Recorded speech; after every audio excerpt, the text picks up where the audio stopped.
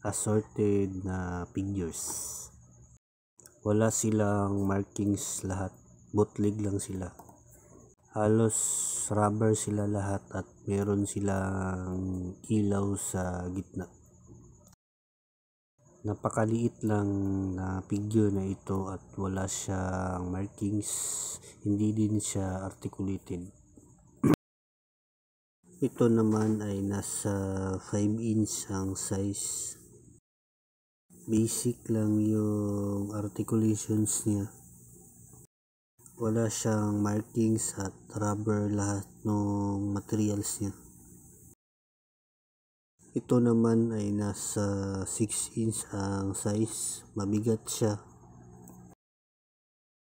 Wala rin siyang markings at basic lang din yung mga articulations niya.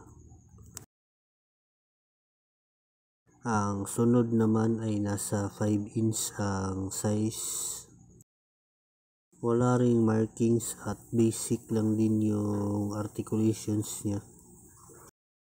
Mabigat din siya at rubber halos lahat ng materials niya. Ito naman ay nasa 5 inch din ang size. Basic din yung articulations niya. Wala siyang markings at rubber din ang kanyang materials. Ito ay mabigat at nasa 5 inch ang kanyang size. Rubber din ang kanyang materials at basic lang din yung mga articulations niya.